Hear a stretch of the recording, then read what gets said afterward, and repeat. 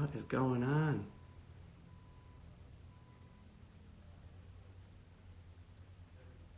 There we go. All right. Hopefully this works. There we go. All right. Great. My goodness. Hello, hello. Welcome back. Goodness, we were having some technical issues, which just makes me feel ridiculous. I feel like all of my students would be laughing at me right now, calling me old. Okay, so if you didn't catch the first part, I saw some in the comments saying maybe things weren't working. So today we're going to be chatting with Emily Vorty. She was my body woman on the trail. I'm excited for you to get to know her. She's an amazing person. And I'm very, very lucky to consider her a friend, but she was also my rock on the campaign trail. Just an incredibly talented person and loving person. I see so many people that we met on the trail actually up in the comments already. So it's great to see you. Thank you for joining us. Thanks for spending your time with us. I know it is stressful out there right now, being stuck at home and isolated. I'm definitely an extrovert, so I am missing being out and about. We walked the dogs twice yesterday. Went on very, very long walks. I think Buddy overheated a little bit, but he's excited nonetheless just to get out of the house and working out. It just feels good to be outside and to see other people and wave at neighbors from afar. Remember, social isolation doesn't mean you have to be isolated and alone in your house. You can go outside your house, just got to keep a distance from other people. I love in our neighborhood, they're doing this bear hunt where people are putting teddy bears on their front porches or in their windows. So when little kids walk around the neighborhood, they can go on a bear hunt and count all the bears that they find, which is very, very sweet. And I just like the creativity that people are coming up with to stay sane in this process.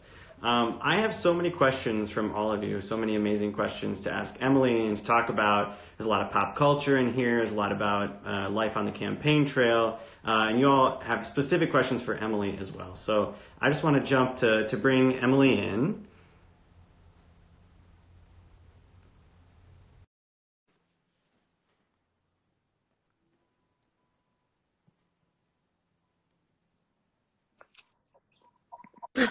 There we go. Hello. Emily. How's it going, friend? Oh, it's so good to see you. So good to see you. I Oh my haven't seen goodness, you how do in you do weeks. this? I touched my face. Oh my God, what a bad example. No. Oh gosh, go hand sanitize. At the bottom. It's so good to see it. You're glowing. Oh, thank you. I had to find my light. I'm done in a few weeks. How's it going, everybody? This is crazy. How do you talk to this many people all the time? Yeah, so you and I were chatting before this, and you joked that usually you're the one preparing me for the event and preparing the questions, which is funny. I know. I feel a sympathy for you now.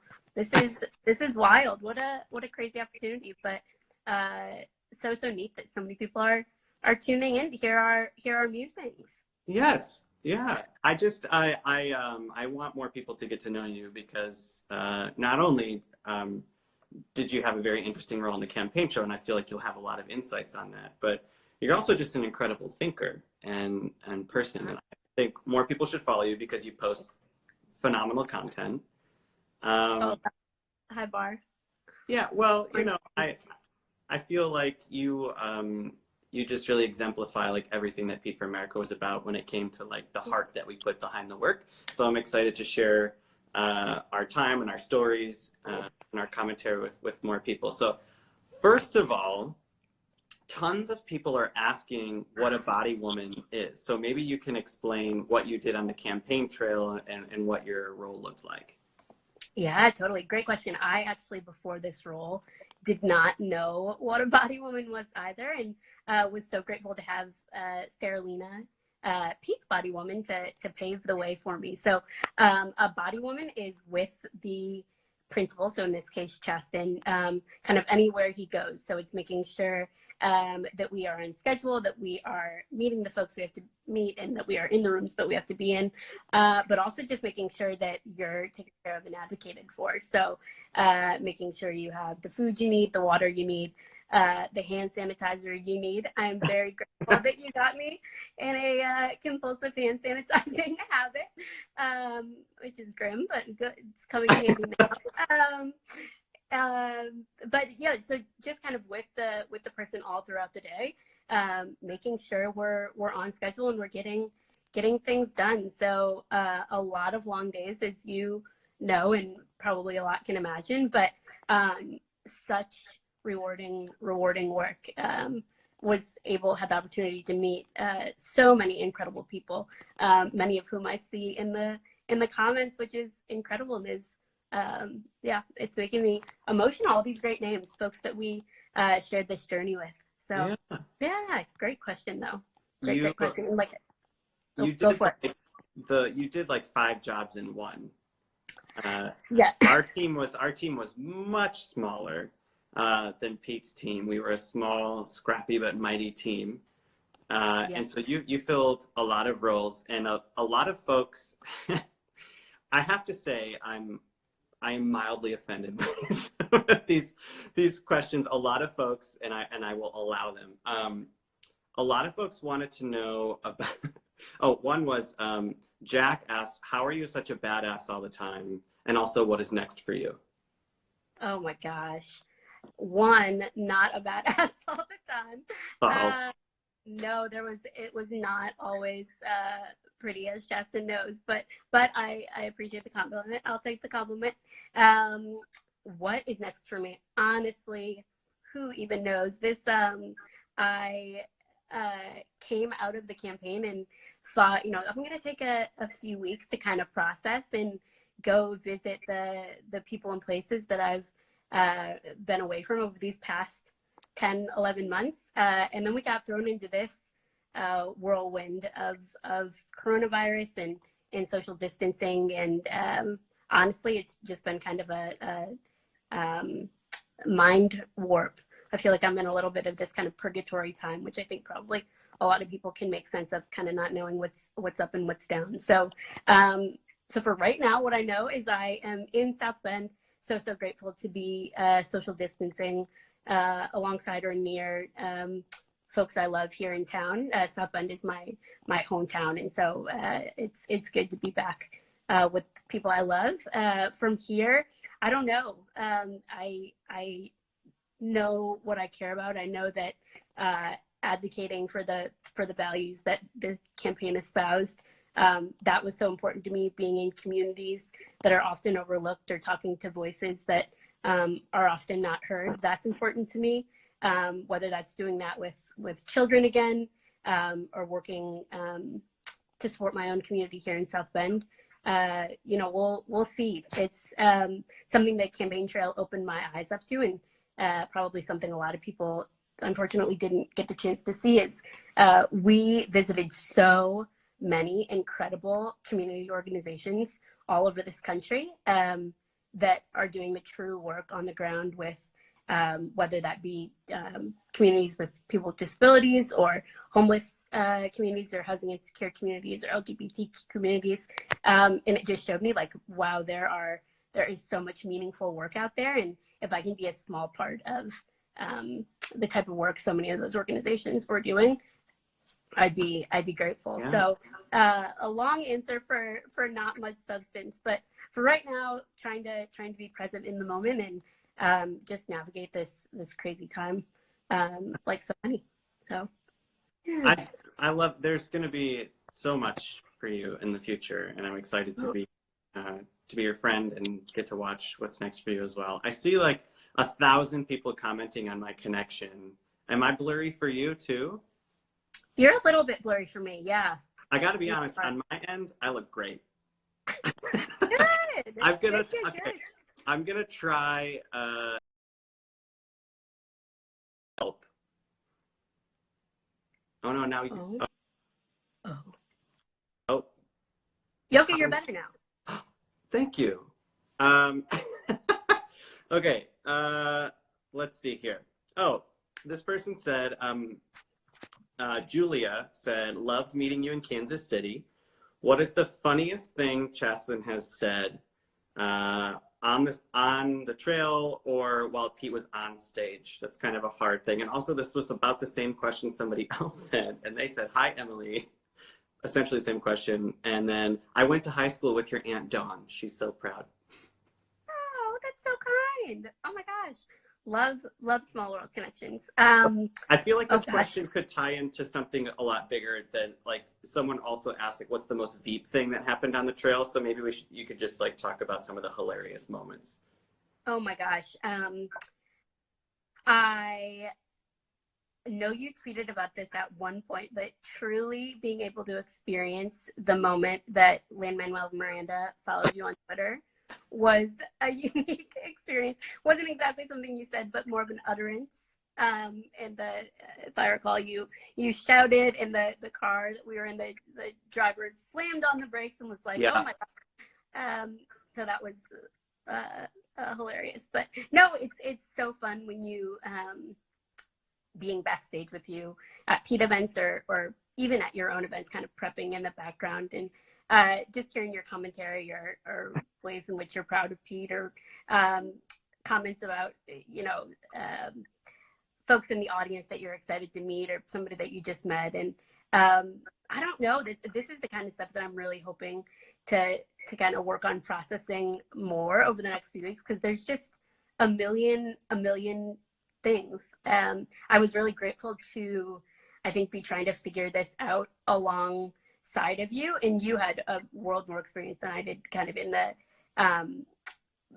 the campaign sphere, being a public figure even here in South Bend. But kind of both of us just looking at each other and being like, is this normal, or is this what we're supposed to be doing, or what happens next, and just really kind of reading body language and looking at cues and navigating this together. So there's never ever a dull moment. There's so many. Yeah, I think, once we start really reflecting on them, but I remember very early on in the race when you and I were going to New Hampshire like every weekend. Mm-hmm. And when the campaign got to the point where like all the days ran into one, there was no such thing as a weekend, and it was very hard to stay on top of the schedule. And you and I were driving from New Hampshire back to Boston Airport, and when we pulled into the airport, I said, "Have you ever been to Boston?" And you were like, "We were here 3 days ago." Yes, which is a little riff that then we brought to nearly every city we went. Have you been to Indianapolis, or have you been to South Bend? Yep. So many times we'd be like Just landing here. in San Francisco. I'm like, Yep. "Have you ever spent time here?" Like, we were here a week ago. Yep. We were at this exact same terminal. But no, it's true. It's absolutely wild. One thing I did do is download my calendar from the trail, just kind of the top lines, and even looking back now and thinking, holy moly, what were we doing? How did we keep up that energy? And of course, it's hard to believe now, because this could not be more of a polar opposite, the kind of pace we're keeping now. But that there's a lot of people to meet and a lot of country to explore, and I'm so proud of not only the places that we were able to visit for the first time, but also the strong relationships that we built, that you built in places like New Hampshire and Iowa. And it's only after the second or third time that you've been there, and the names of the organizers, and the names of our Super Balls, and they know your favorite ice cream, and they know what our schedule is and where we visited, and it starts to feel like family. Honestly, you get to the point where you've spent more days in New Hampshire than you have in your own house, which is wild. But I don't think I'll ever truly be able to thank those folks enough, our organizers and folks on the ground that made it always feel like home. So I don't know about you, but it's just phenomenal, and something I've really been reflecting on. We're so fortunate to have people that always welcomed us. We met a lot of great people. We had so many wonderful regulars who started to make it feel a little normal. Coming back to New Hampshire every weekend, you kind of see the same people. But there were also things I feel like we got used to that are very abnormal. Like Pete and I were commenting that this is the first time in our 5 years of being together that we have cooked all 3 meals in a week. Yes. And we got so used to like not eating, and then just like eating random like gas station meals. So some folks are probably interested. What are some of our go-tos? Oh, dangerous question. And it's so terrible to think about now because we used to do them like every day. I know. And now I'm eating like fruits and vegetables, which is great. I know. I genuinely, again, there are a lot of contributing factors, but over the past few weeks, I've been like, wow, I feel better. I feel like a better human. Probably has to do with the sleep and the regular diet, but oh my gosh, we ate well, even if it was poorly. I feel big fan of a little Sabra cup and hummus. Big fan. Yep. If we're on the road and we have to stop through a drive-through, if we have to stop through a drive-through, have to. We had always to. Love a McD stop. Always love a Taco Bell. Can't go wrong with a Taco Bell. Always love a Culver's cheese curd. It's like all of the bad things for you. But in that moment when you've got, you know, a 8 to 9 p.m. day, 8 a.m. to 9 p.m. day, you know, the willpower is low. The drive-through is calling. But it's crazy. Even the other day, filling up my water at the kitchen sink here, I was like, we didn't drink enough water because we were never by like a reliable water source. Like it's crazy that your body acclimates and somehow you make it through. But it's wild. I won't lie. I miss it a little bit. It's probably for the best that we're not eating the way we were. But yeah, love a cheese curd. We had a terrible habit of buying one another comfort foods because if we bought the other person a gift, then we were allowed to imbibe. Yeah. So I would get you the Cheetos and you would get me the Patch watermelons. My team knew that a good plain Cheeto, especially if it's like a late night flight, truly my demise. A good travel Cheeto. So I would like go and, you know, stop in the restroom or go step at the gate or something, and they'd have a bag of Cheetos for me, and I'd be like, no, but then I'd eat all of them. So it's like it's the best kind of love and friendship. But you're right, you get to know love and friendship what people need in that moment. So a good Uncrustable occasionally. It's all just good stuff. What you can. It's fun. I do miss it a little bit. And our late night DQ runs, like can't even do that right now because they're closed. No, I know. So let's switch to something else. So you have a disability, and it's very uncommon for a person with a disability to be a body person on a campaign. So I was wondering if you could tell everyone a little bit more about your disability and then what adjusting to life on the campaign was like for you. Yeah, no, great question. So I have osteogenesis imperfecta, which is a very long name. You can call it OI or brittle bone disease. But essentially, because of a random genetic mutation before I was born, the collagen in my bones isn't created regularly, and so my bones break more easily. So everybody's iteration of OI is a little bit different. There's a little bit of essentially a scale of severity, and so I don't break bones too often. You know, maybe once every few years. Unfortunately, this was not a good year for the bones, which is frustrating at the time. But anyways, and I use a manual wheelchair on a daily basis. So it was actually wild. I was not aware of the unique nature of disabled folks on the campaign trail, at least visibly disabled folks, until I joined the PSA team. And that day I had somebody, a reporter, reach out and say, you know, you're the first person with a visible disability to be hired in the 2020 race. Like, what does that mean?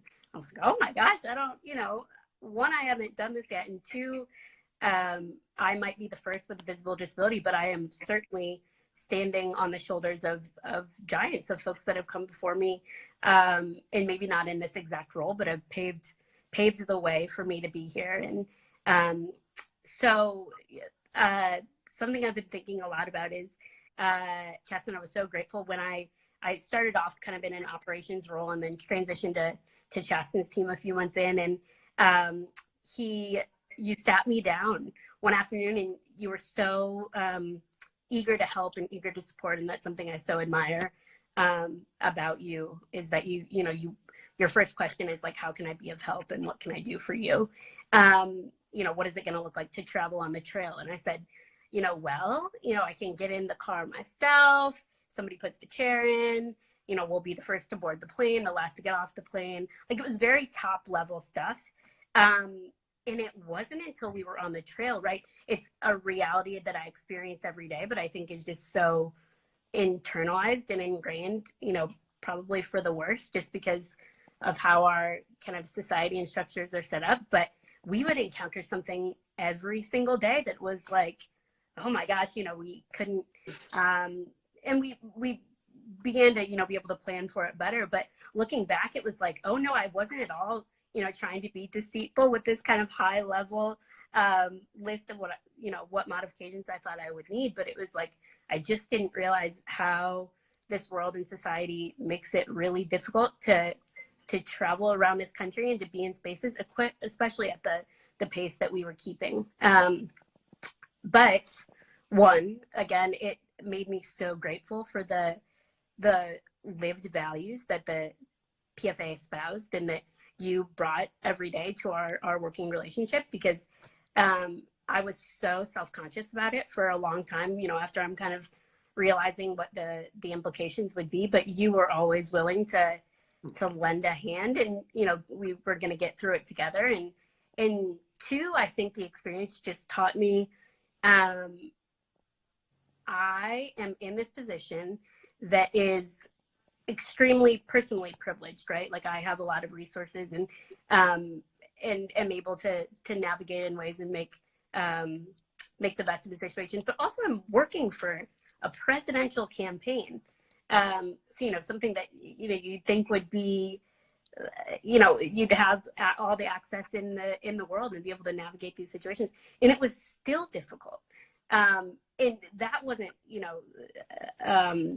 any pat on my back, but it was an eye-opening experience, thinking there are people every single day in this country that, whether they can't get into a coffee shop or an airline breaks their chair, or they are told that they can't get into a space, they aren't able to to continue on that path. They aren't able to navigate that situation, whether it be because they don't have the relational support, or they don't have the resources, or they don't have the connection. So I think, both personally and kind of in a more meta way, what is my place in this world, and what privileges do I have? It really opened my eyes. And back to the earlier question about what do you see yourself doing? I think part of that is that's part of the non-negotiable is I want to keep opening folks' eyes to the ways in which this world was not built for everyone. And that's not just disabled folks, but kind of anybody that is different is in one way or another running up against barriers. So I'd love to talk about something specific with you. You mentioned just kind of even your eyes were opened out on the trail of how inaccessible things were. I mean, for me, it was such an eye-opening experience to be working alongside somebody with a disability, because so many of us just go about our daily sort of privileged, able-bodied lives, right? We don't think about all the little things that can stack up. And so often we would go to a restaurant or a cafe, or we want to jump into a coffee shop, and then we'd get there and we'd realize it's inaccessible. Mm-hmm. But like, I could go inside and say, hey, my friend is in a chair, do you have a ramp? And then they would bring one out. But what if the person didn't have a friend with them, right? But the thing that surprised me the most on the campaign trail was how terrible airlines are with folks with disabilities. And you put up with so much, even in the 14 months or so that we were on the trail together traveling. I was hoping you could maybe sort of shed a light on that issue and some of the situations that you experienced on the trail, just so for everybody else who is completely unaware of even how travel works when you're in a wheelchair, but then sort of how the deck was stacked against you, it seemed, throughout the campaign trail. Yeah, no, certainly. So kind of logistically, high level, what happens when you're in a chair and you're boarding a plane, you usually check in with the gate agent before you board the plane, and depending on what kind of modifications you need, in my case, I would wheel down the jet bridge, again, first to board, and would be met by a it's usually like a third party, somebody that they subcontract with, that operates what they call aisle chairs. So it's a chair that you then transfer into, which is like a very narrow, essentially a board on wheels. And you use that then, and they get you all strapped in, and then they roll you onto the plane. And then they actually, from that moment, take your chair and store it underneath the plane. And then the reverse happens when you land. It's a one, as we learned, so even if you make all of the necessary requests in advance and talk to everybody that you need to talk to, and regardless of airlines, it seems like without fail, you finally get to the gate and they say like, oh, we didn't know you were coming, and oftentimes in a lot less kind language. And so that's one piece of it, is just the process of it is super laborious. But then, most frustratingly, they take your chair, like I said, once you're on the plane, and you don't see it. And the only evidence you have of how it was treated was what it looks like when it comes back to you on the other end. And unfortunately, in a few small ways, and then in one big way, on the trail, we got off the plane and the chair was not how we had left it. One time, unfortunately, Chasten and I were traveling alone and got off a plane in Dallas, and Chasten can attest the chair was completely inoperable. The entire metal wheel frame, so actually I've got my chair here, this right here was bent on the axle, on both wheels. So it's like, what in the world do you have to do to cause that much damage? But the one component of it was blocking the wheels enough that it wouldn't roll. And so they literally had to lift the chair onto a little cart. And thankfully, we were going back to South Bend. They got me in a airplane wheelchair and got me on the next flight. But not only in the moment is it ultra humiliating, because there's suddenly just like a lot of attention and kind of not blame, but onus placed on you. But then also, my chair was completely broken, and thank goodness we were going back to South Bend, and I'm grateful that I have a backup chair that I keep around. But you can look up online, there are incredible statistics about how this happens to folks every single day all around the country. And again, that don't have those safety nets, that don't have those supports to not only get them through that kind of immediate moment, how are they going to literally get off the plane and leave the airport, let alone what we're going to do from there. But then also just keep moving ahead in their daily lives. That night, actually, I had a talk with my mom. I don't know if she knows the importance of this conversation, but we talked about, like if I wanted to do this, if I wanted to make a point, right? Like if I wanted to show the airlines what an inconvenience this was, then I would wait here at the South Bend airport until they made it right.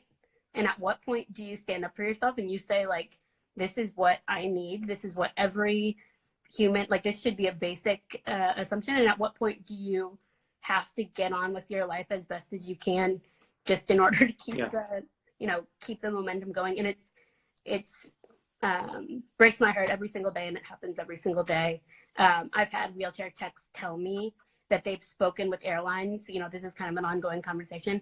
And an airline recently told my tech, it's less expensive for us to pay for repairs than it is to train our folks.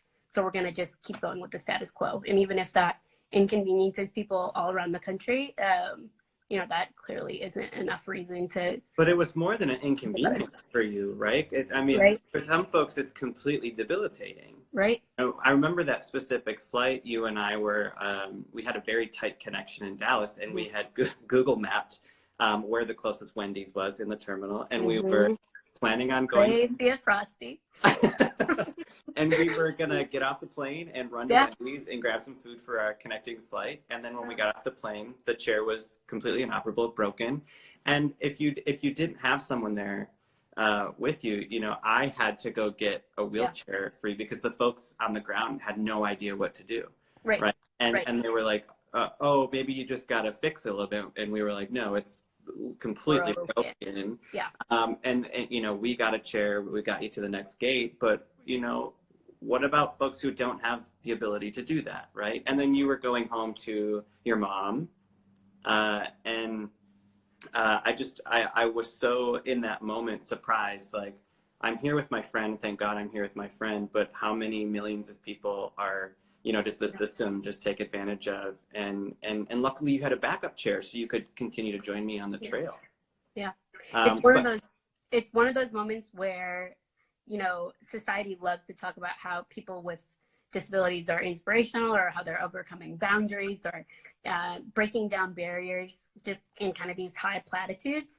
But the moment that something goes wrong and they're inconvenienced because of my disability or because of our, you know, collective disability, you know, they don't know what to do, and they're, you know, the onus is suddenly on you. That's suddenly on your back to kind of figure out. And you're right. I'm so grateful because you, I know that you wouldn't have thought twice about helping me, but you in that moment shouldn't have had to do that. But that was just one more example of ways that we learned alongside of each other, and I hope began to open some people's eyes to the fact that this happens, and I hope is something that can change. Well, I hope we can continue to find ways for you to share your story, especially when it comes to the airlines accountable, because it would infuriate me when we would check in with you, like, is the chair fixed yet? And like you hadn't heard from a technician, they were sending you to another company, you had to fill out another form. And it's not like they, you know, compensate you for the inconvenience of your chair for, I think that one was for quite a few months. Right? And you were lucky enough to have a backup chair that you could come out on the trail in. But for other folks, I mean, that's a broken chair, right? It's like someone taking your legs, right? Get off the plane and they took your legs away. And now you have no idea what to do for a few months until they, you know, when it's convenient for them to fix. I heard somebody tell it that it's like, you know, somebody walking off a plane and the airline's breaking their shins. And like, that's a gnarly but it's true. Analogy. But yeah, it's tough, and they, you know, they pat themselves on the back because they are willing to fix the chair, but they don't offer you compensation for lost time, or, you know, if I were to miss work, lost wages, or even, you know, offer a airline voucher usually. Like, it's just wild. And I don't know. It happens every single day to folks, like you said, and it's heartbreaking. But I know folks like Senator Duckworth, who uses the chair, are doing a lot right now to try to improve that for people and to hold the airlines more accountable, proactively, right? Not just reactively, not just after the fact. So I'm really hopeful that enough people are hearing that this is happening, and that that work is being done to make it better. So dealing with airline employees, sometimes infuriating. Sometimes we had phenomenal experiences where we both look at each other like, are we on a cloud today? Like, what's happening, you know? But it's something I really admire about you, how you see the world very positively and figure out ways in which you can contribute in a positive way. You have this quote in your Instagram handle, or maybe it's your Twitter handle, that says, "Don't throw stones, catch them." Can you explain that quote? Yeah. Or what it means to you? Yeah, that's a quote from Brian Stevenson's Just Mercy, which, if you haven't read, is a phenomenal self-isolation read. But so don't throw stones, catch them. So refers to, you know, kind of the biblical image of throwing stones at somebody. So throwing stones at them for being different or for your perception of their difference. So don't throw stones at somebody. Be the one that catches those stones. Just be the one that sees somebody that's being oppressed, or be someone that's being marginalized, and be the one that diverts those stones, catches those stones, and instead helps them. And instead not only sees their difference or their disability or their identity or their orientation or whatever it may be, but celebrates that and affirms that, and helps them to find place in the world. So yeah, something I think about a lot, because we can all, you know, in big and small ways, be the stone's throwers. It doesn't always necessarily have to be super overt, but just in the ways that we other people and see their differences as reductive instead of additive. So yeah, but thank you. It's one of my favorite quotes, and something I try to channel kind of in all the work I do. It's a good reminder for all of us. That's why I loved having you around, especially when things got really hard on the campaign trail. I think one of your jobs was to you had this phenomenal ability to know when I was crafting a tweet, and you would just like say from across the car, like, is that for the draft folder? And just always trying to make sure that I was staying positive and reminding me of who I was, and especially when things got really, really loud and hard. It was just such a privilege to have you at my side, because you just had a fantastic way of making sure that we were both staying positive, staying healthy, usually mentally healthy, not necessarily like chicken nugget Cheeto healthy, but you know, self-care, treat yourself. Face mask at the end of the day never hurt nobody. So that's put all that on a t-shirt. Yeah. Sweet Molly from our advanced team asked, how many times did we get Thai food on the trail? Molly knows exactly how many times. A lot. Thai food is a great option. They have it in nearly every city. I can't say it was always great. We won't name any names, but you know what you're going to get. You know? Usually. Unless they just give you like a bowl of noodles with no sauce, which I think was our final Thai food experience, which is too bad. I will embarrass myself. A lot of people submitted a question asking about like my most offensive quirk or like things you didn't like about me, which is awful. But I do remember the time we were like, again, rushing to a plane. We had like 10 minutes to get dinner and almost made the worst choice a human being could ever make, because I was trying to be healthy.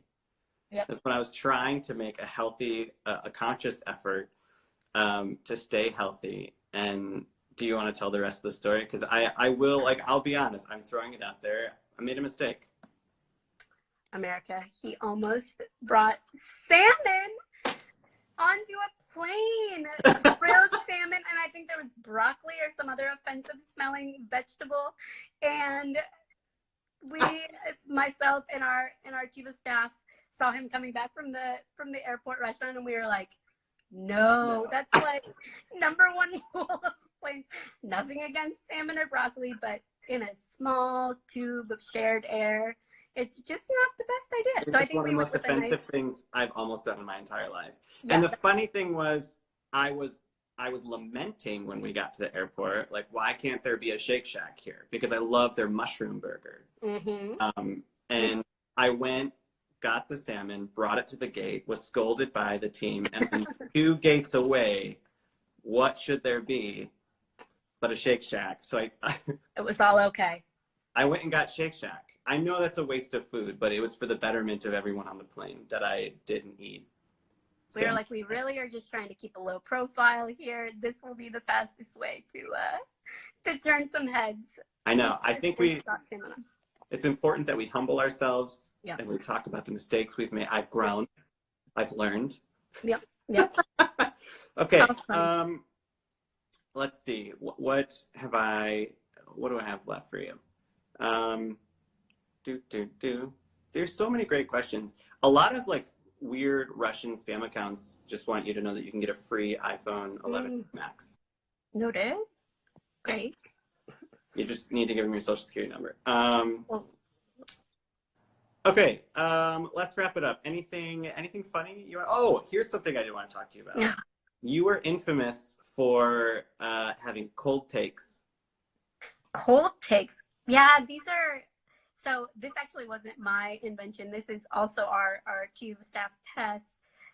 instead of a hot take, it's a cold take, but along the same lines, just like something that is countercultural that you believe. So what's a good example?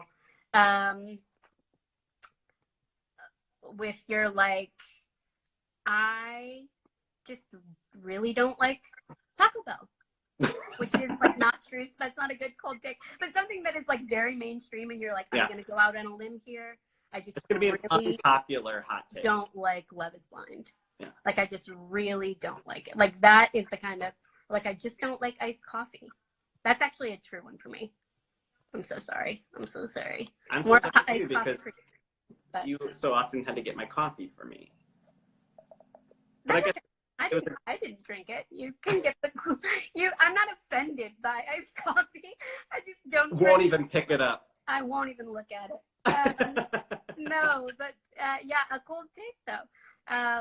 So yeah, they are good in the moment. So yeah, but something you're like, I just have to get this off my chest. I just have to bounce this against the wall here. No one need agree with me.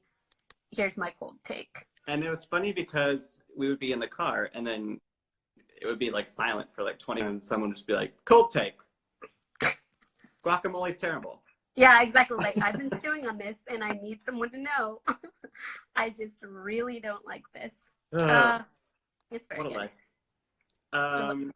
Anything you want to tell folks about life on the trail? Oh my gosh. It was genuinely, I know the team and I have talked about this since, it was genuinely just as powerful to travel with you at the end as it was at the very beginning. It's something I don't know if you know, but the way in which you captivated rooms, both big and small, in a way that was so incredibly genuine, was phenomenal to me. And we would hear, the same iteration of a stump or the same kind of slew of Q&A, sometimes a few times a day, right? And we would always, on every trip, have a staff group text going, and inevitably somebody would say, well, like, oh, I got goosebumps this time, or like, he's on fire today, or that gave me chills, or we also had where we would look around the room. I loved watching people's faces in the crowds, again, whether we were in big or small rooms, just seeing the way in their body language that they interacted, and saying like, okay, we got the first crier, like we've got the first misty eye in the room. But genuinely, that just comes from the way in which, Chasten, you were just so incredibly genuine in the way that you knew that your words carried weight, and the ways that you would reflect afterwards and say like, do you think that this hit right? Or do you think that they heard this in the right way? And not in a, how can I craft my language to be, exactly what people want to hear, but are people feeling seen, or are people feeling connected with? And I think that is just so powerful, and something I'm never gonna forget. So those of you that met him in person, I'm sure will know that feeling, that butterflies or that goosebump feeling. But those of you that have yet to meet him, all the more reason to get him back out there one day. So, but I just so personally feel appreciative to have had the opportunity to see the ways in which you made people feel heard and seen across this country. So it was a phenomenal process, and it was made all the better because I had you at my side. You got to see me at all the highs and all the lows, and I'm so grateful that you were there at my side. And I hope I get you back in the future. Who knows what's in the future, but I hope you're there. At least when all of this is over, we can go on a late night DQ run. Yes, I would love nothing more. Let's go watch a movie. Chasten and I had a fun little tradition of sometimes catching a movie after a long day on the trail. It's like just some normalcy. I think didn't we go see like an 11 p.m. showing of The Lion King when it? We were better for it. So yeah. But keep no. Okay, let's close out by what are you watching, reading, or making to keep sane in all of this? Ooh. Okay, watching. I just watched Crip Camp, which if you have not seen it, is phenomenal. A documentary put out by the Obama co-produced by the Obamas, about the disability rights movement and its origins. Reading, I am reading Brave New World, which is kind of grim, and it's probably not the time, but you know, we're just gonna settle into this dystopian feeling. And then I just started a paint by number. My friend Andrea loves these paint by number kits she gets, like adult paint by number, and they're phenomenal. So I've been making those. I've also been re-listening to the Harry Potter audiobooks with my best friend Emily. Awesome. So 10 out of 10 would recommend. But okay, what about you? Reading, watching? That's incredible. Gosh, I mean, everyone's been telling me about this tiger thing. I feel like a grandpa right now. What the kids are talking about this tiger show. The Tiger Show. It's phenomenal. I've only just started it, but it's like every moment is more wild than the last. So Great. 100% would recommend. I can go for that. I watched 1917 last night. Oh, how was that? Good. I liked it. I think it's they made a really interesting choice. The whole film makes it feel like it is done in one shot, one continuous. Oh wow, that's wild. Yeah, that was great. What else have we watched? We need to get into a new show. We've been rewatching Parks and Rec, so we're in season 6, where like they had the Pawnee Eagleton merger. That's kind of it. I'm not watching a lot. I'm excited to be reading again. But other than that, and I'm trying to make bread. I'm trying to craft bread. Love that. But the more I dig into like making sourdough, it's like a whole world of the internet I had no idea existed, and it's so overwhelming that I can't. Like, life was too overwhelming for too long that I don't need something that overwhelming in my life. This overwhelming again. How funny. Bread. You know? Just bread. Well, Emily, one I more hope we get to see each other. What's that? I was going to say one more show rec. Yes. For nobody else, just for you. Dancing Queen is phenomenal. It's kind of hidden away in Netflix, so you have to dig it out. But is this an ABBA feature? It's so Alyssa Edwards from RuPaul. Oh yeah. Has a kids dance studio in rural Texas. Oh yeah, I've heard of this. So it's like RuPaul meets Friday Night Lights meets Cheer. That's what I'm gonna leave you with. It's phenomenal. I'm up for it. I see so many people like commenting, and I felt like I'm not watching a lot of people are commenting shows. And like, yeah, I watched that. Like on the trail, we had terrible sleeping habits where we would like be exhausted after like a 16-hour day, and then we'd get to some like Howard Johnson, and then like stay up for 4 hours watching Netflix. Yep. Here, The Politician, so good. Definitely Anna Versace. Yeah, I just finished that. Like 2 weeks ago. So good. Incredible. Okay, we've gone on way too long, but like there's no limit. We can do whatever. Now we're just catching up, and some people happen to be watching. I feel like it'll like 3 hours later we'll be down to like one viewer. Yeah. and we'll just be like talking about the finer points of like matcha green tea. So good to see you though. It's great to see you. Let's continue catching up. Thank you for everything you did for Pete for America. We're so grateful. And for having me. Thanks for the ride. Oh, you got it. We'll talk soon.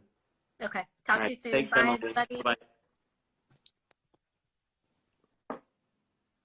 Thanks, everyone, for joining us again today. This was a phenomenal conversation. Emily is just a gem of a human being. And life is a lot better when you got good people and good friends at your side. So thanks for being at my side. Emily, I see so many comments from people we met along the way. It's phenomenal to share all of this with you. We'll be back.